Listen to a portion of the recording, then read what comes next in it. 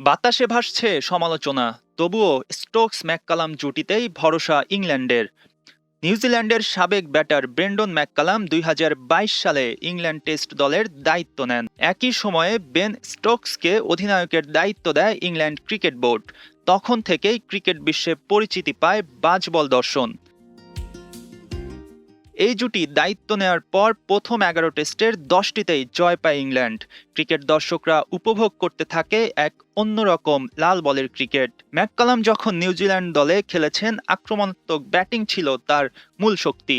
তিনি ইংল্যান্ড দলে কোচ হয়ে আসার পর ইংলিশরাও ঠিক সেভাবেই খেলতে থাকে। গ্যালারির দর্শকরা অবাক চোখে তাকিয়ে দেখে সাদা জার্সি পরে টি-20 স্টাইলে ব্যাট চালিয়ে যাচ্ছে ইংলিশরা, যার শুরু করতেন দুই ওপেনার জ্যাক ক্রাউলি ও বেন ডাকেট।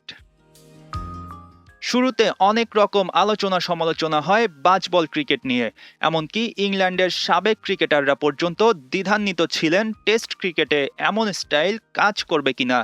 কিন্তু সব আলোচনা একপাশে সরিয়ে রাখতেন স্টোকস ম্যাককালাম জুটি। তাদের দর্শনটা এমন হয়ে উঠেছিল, ২-১ ম্যাচ খারাপভাবে পরাজিত হলেও বাজবল দর্শন থেকে তারা পিছপা হবে না। তবে হাওয়া কিছুটা ঘুরতে শুরু করেছে।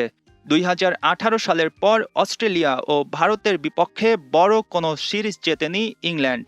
এবারের অ্যাশেজে ইংল্যান্ডের ক্রিকেট অ্যাপ্রোচ হতাশার জন্ম দিয়েছে।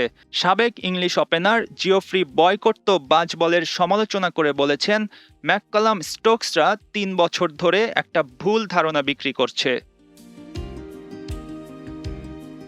অ্যাশেজে অস্ট্রেলিয়ার বিপক্ষে সবশেষ ২০১৫ সালে জয় পেয়েছিল ইংল্যান্ড।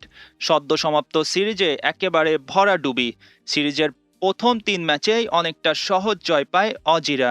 চতুর্থ ম্যাচটি জিতে কিছুটা স্বস্তি আসে ইংলিশ শিবিরে, কিন্তু শেষ ম্যাচটিতেও ফলাফল যায় অস্ট্রেলিয়ার পক্ষেই। এতে ৪-১ ব্যবধানে রাজকীয়ভাবেই সিরিজ শেষ করে স্মিথ স্টাকরা। এত সমালোচনা আর পরাজয়ের ভার নিয়েও ইংল্যান্ডের অধিনায়কের দায়িত্বে থাকছেন বেন স্টোকস। আর স্টোকসদের সঙ্গেই জুটি বেঁধে কোচ হিসেবে থেকে যাচ্ছেন ম্যাককালাম। পুরনো বাজবলকে ঢেলে সাজিয়ে ভবিষ্যতে বাজবলের নতুন কোনো ভ্যারিয়েন্ট আসে কিনা সেটাই এখন দেখার অপেক্ষা। মঈন হাসান, ৭১।